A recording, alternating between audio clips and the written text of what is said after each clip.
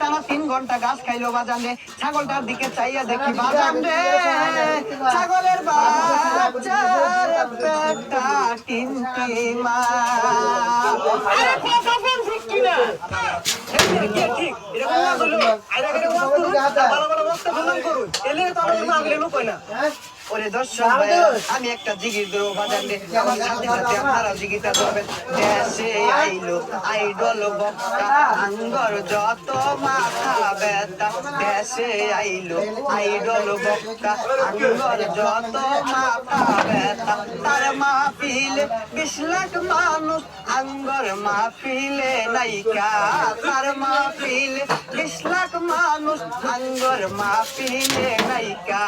যাও 2-4 কামাই করতাম, সবই দিছে বাত মাইরা। দেশে আইলো ভাইরাল বক্তা, আঙ্গর যত